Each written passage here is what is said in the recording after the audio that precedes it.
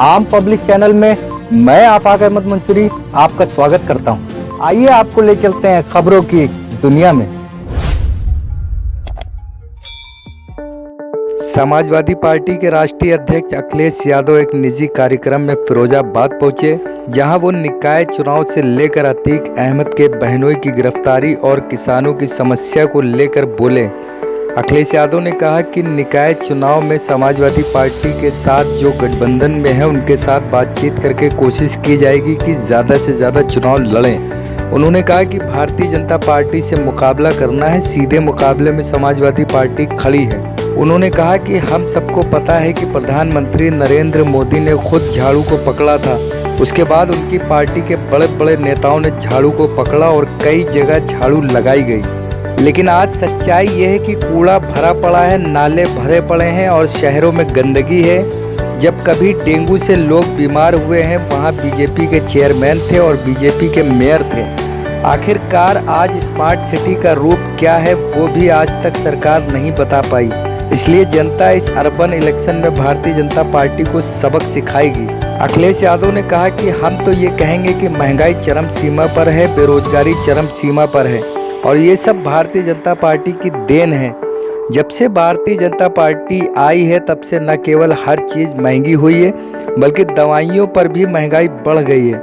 उन्होंने कहा कि भारतीय जनता पार्टी ये नहीं बताना चाहती कि 1 अप्रैल से दवाई महंगी हो गई, इलाज महंगा हो गया और लोगों को इलाज नहीं मिल रहा, दवाइयाँ अस्पताल में नहीं है।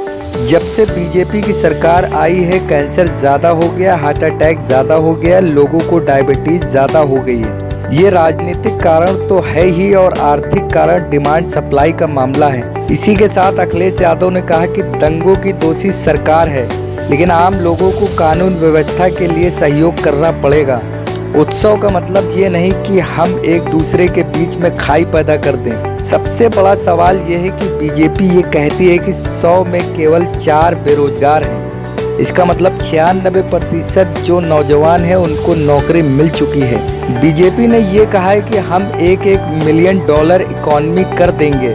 अखिलेश यादव ने कहा कि बीजेपी के लोग चिल्लाते थे कि फसल बीमा करा लो, फसल बीमा करा लो। आज फसल बीमा से क्या किसान की मदद हो रही है? सरकार एक भी किसान की मदद नहीं कर पाई। आलू का किसान बर्बाद हो गया है। भारतीय जनता पार्टी सबसे बड़ी भ्रष्टाचार वाली पार्टी है। पुलिस वालों को देख लो, वो किस तरह से भ्रष्टाचार कर रहे हैं। इसलिए भारतीय जनता पार्टी में सबसे ज्यादा भ्रष्टाचार है का विषय है, क्योंकि जब सरकार ये कहे कि अनएम्प्लॉयमेंट रेट 4.2% है, इसका मतलब ये है कि 100 में केवल 4 लोग बेरोजगार हैं। क्या इस बात को आप स्वीकार करेंगे? और इसी तरह सरकार कह रही कि आय दोगुनी हो गई, क्या इस बात को आप स्वीकार करेंगे?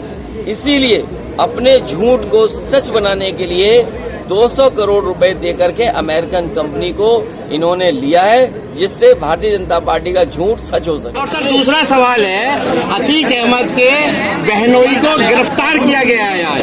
देखिए, जो निकाय चुनाव हैं, समाजवादी पार्टी के साथ जो गठबंधन में दल हैं उनके साथ बातचीत कर करके और कोशिश करेगी समाजवादी पार्टी में जो ज़्यादा से ज़्यादा चुनाव लड़े। जहां भारतीय जनता पार्टी से मुकाबला करना है, सीधा सीधा मुकाबला में समाजवादी पार्टी खड़ी है। और मुझे उम्मीद है कि उत्तर प्रदेश में लगातार भारतीय जनता पार्टी जीती है। और हमें आपको सबको पता है कि प्रधानमंत्री जी ने खुद झाड़ू पकड़ा था और उसके बाद उनके पार्टी के बड़े बड़े नेताओं ने झाड़ू पकड़ा, कई जगह झाड़ू लगाया, बड़े बड़े झाड़ू मारने के लिए एम्बेसडर्स बनाए गए।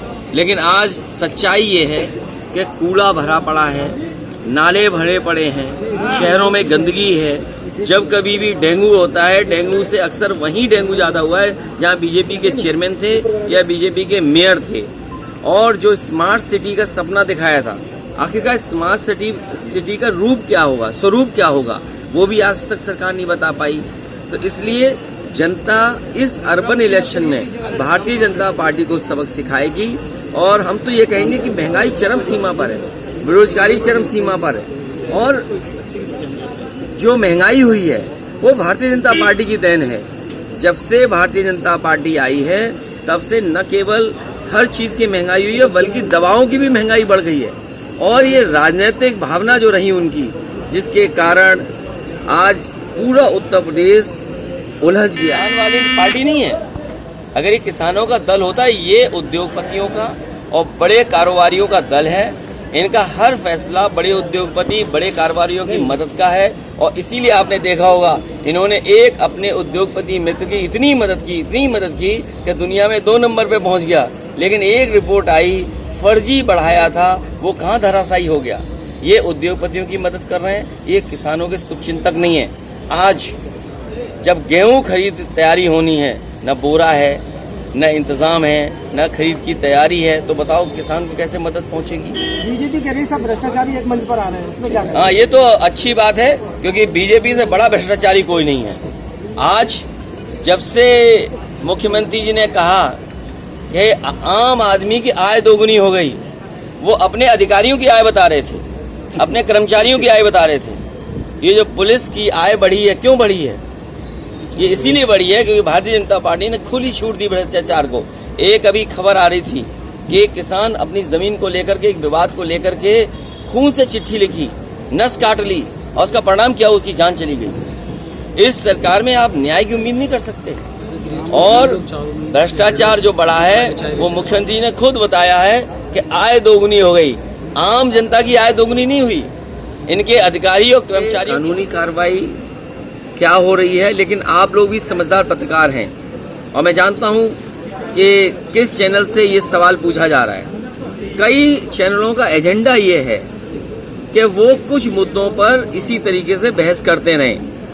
भारतीय जनता पार्टी ये नहीं बताना चाहती कि 1 अप्रैल से दवाइयाँ महंगी हो गई, इलाज महंगा हो गया, लोगों को इलाज नहीं मिल रहा, दवाइयाँ अस्पताल में नहीं है। ये सवाल बड़ा नहीं है। और जब से महंगाई बढ़ी और खासकर जो दवाई बढ़ी है, महंगाई हुई है, उसका कारण बीजेपी है। जब से बीजेपी की सरकार आई है, कैंसर ज़्यादा हो गया, हार्ट अटैक ज़्यादा हो गया, लोगों को डायबिटीज़ ज़्यादा हो गई। ये राजनीतिक कारण तो है ही है। और आर्थिक कारण ये भी है कि डिमांड सप्लाई का जो मामला है कि मान लीजिए बाजार में किसी दवाई की कमी पड़ गई, अपने आप बाजार बढ़ा लिया। याद कीजिए कोरोना के समय पर ब्लैक हुई दवाइयाँ। तो भारतीय जनता पार्टी जब से आई है तब से दवाइयाँ भी महंगी हो गई और इलाज भी लोगों को नहीं मिल पा रहा। धन्यवाद देता हूँ आपको। आखिरी सवाल में आपकी पत्रकारिता जाग गई। अभी तक तो जो सवाल आप पूछ रहे थे किसी के इशारे पे पूछ रहे थे। मैं इसी बात का इंतजार कर रहा था कि आपके अंदर से सवाल कब निकलेगा, और ये सच्चाई है। याद कीजिए बीजेपी के लोग चिल्लाते थे कि फसल बीमा करा लो, फसल बीमा करा लो। आज फसल बीमा से क्या किसान की मदद हो रही है? या फसल बीमा से जिन कंपनियों ने बीमा किया है उनको मुनाफा कम पा रहे हैं। एक भी किसान को ये सरकार मदद नहीं कर पाई। आलू का किसान बर्बाद हो गया। याद कीजिए सदन में मैंने खड़े होकर के कहा कि आलू की लागत की कीमत भी किसान को नहीं मिल रही, और अगर वो कोल्ड स्टोर रखने भी जा रहा, लाइन लंबी लंबी लगी है, लेकिन किसान को मदद नहीं मिल पाई। उसका क्या परिणाम हुआ? कहा कि हम आलू खरीदेंगे। आप बताओ सबसे अच्छी बेल्ट है आलू की, यही फिरोजाबाद, यही शिकाबाद, यही टूंडला, और आगे आप चले जाए फतेहाबाद से लेकर के खंदौली और उस इलाके में, आगरा के इलाके में।